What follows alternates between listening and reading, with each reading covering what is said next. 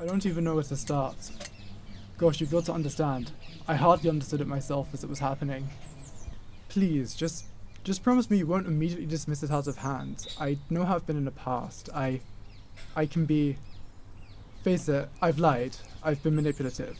But this time, I promise I'm being honest.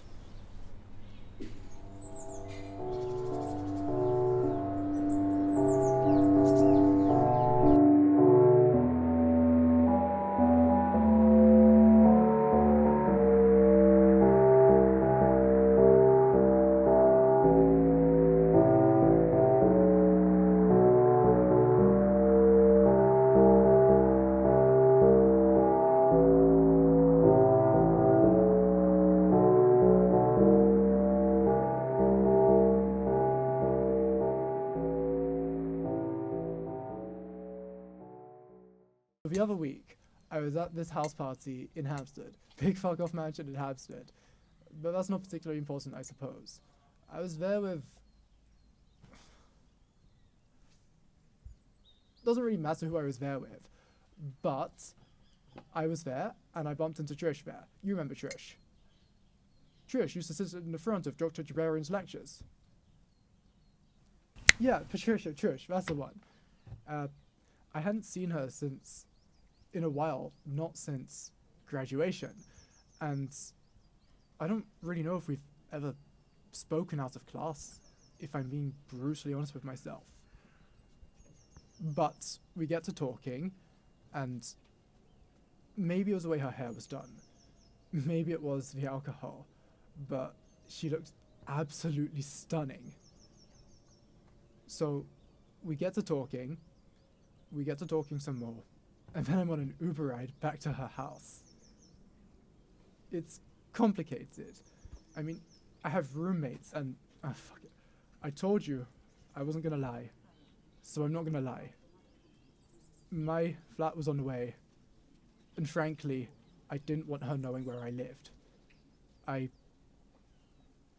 It would make things more complicated.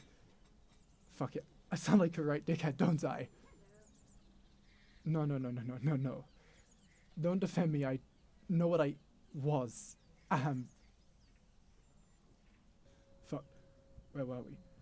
Yes. So, we got back to her place and we're both adults here. I know what I'm doing. She had a good time. But we got done with it. And I was about to get up and get dressed and fuck off home, and I feel terrible even just talking about it, but I told you I wouldn't lie. Don't diminish it. It's a dick move. It's a horrible thing to do. Worst part is I knew before I even went home with her, before I even knew she was there, before I even went to the party, I just knew I would go home with her. If not her, someone else, but that's just men, right?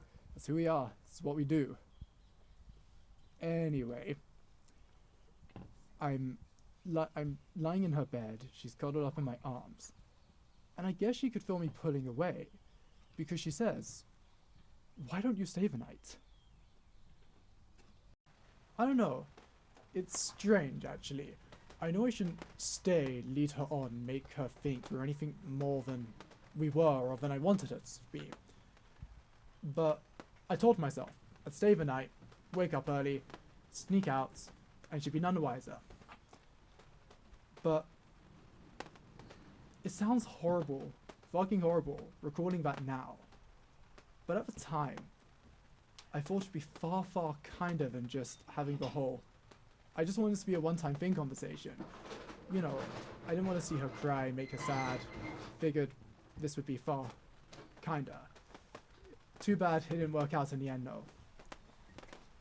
Because my great master plan failed. I wasn't able to wake up early. In fact, I woke up to the smell of breakfast. Worse yet, she had made me breakfast, and I felt like a right fucking dickhead. But I would have gotten up nice and early too. I just had the strangest dream ever.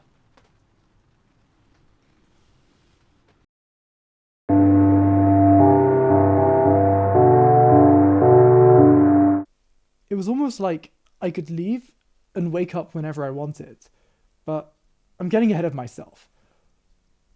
Well, so I'm standing in this corridor, this super fucking long corridor, just no entrance, no exit, just corridor as far as the eye can see. But down this hall, just far enough that I could see off into the distance, there's this woman just sat there. She was pale, but not sickly pale, just, like porcelain, I guess. Beautiful, but fragile, like porcelain. And she was beautiful. I mean, you don't find many girls at parties like that. Not the ones I go to anyway. Like a sophisticated, but, like an innocent sophistication, I guess. She was wearing this white dress, not like a wedding dress, not flashy or anything. She wasn't flashy at all. I don't know, it's hard to explain, but she was quite far down from the corridor, far from where I was anyway. But she was right there, right there. So I took a step, in her direction, and then another, and another, and another, until I'd walked almost a marathon. And you know what? I wasn't any closer to her at all. It was the strangest thing.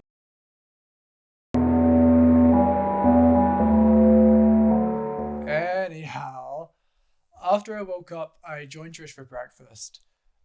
And I'm nursing this awful hangover, thinking to myself, Christ, how the fuck did I get into this situation?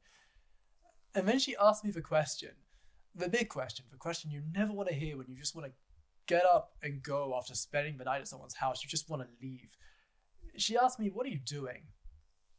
I don't know. Fuck was I meant to say? She made me breakfast and everything. I could just fucking leave her. God.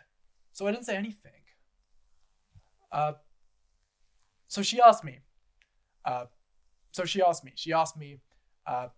would you like to go to this local gallery with me? And I say, okay, I'm not doing anything that day. I have no good excuse. I can't really think of anything. And she made me breakfast. So she takes me to this grassroots place. It's not like the Tate National Gallery or anything. And she's talking with me about all the paintings there. And I can't hear a single thing she's saying because I'm still nursing this terrible hangover. Anyway, we come across a room and there is a line of portraits, all lined up very neatly. There's this one painting in the middle, which catches my attention, of this woman in a white dress sitting on a chair. And I swear on everything that is holy, everything, I'm not lying to you. I'm not making this up. That was a woman in my dreams. Well, I don't know, but I've done a lot of thinking about it. Not just about the woman in my dreams, but about the party and Trish too. I go to a lot of parties, and so, I'm thinking, why now? A lot of them end up going back with a girl, but I guess that doesn't happen too often, I suppose.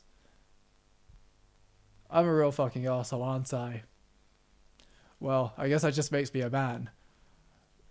Boys will be boys and all that. I don't know. After me and Trish left the gallery, we went to this cute little cafe nearby, and she told me all her favorite pieces, and I just listened, and I just sat and listened, and I took it all in. This one painting of a ship swept up in the ocean, this beautiful shade of navy blue, of a sadness she saw when she felt the painting of a horse stood alone with the body of a soldier. It had the company at its feet. I mean, I could recite this conversation back to you word for word, every single detail. That's almost stranger than everything else, Well, I haven't seen her again, and it's been 1-2 weeks since the party. To be honest, I probably should see her again. Why not?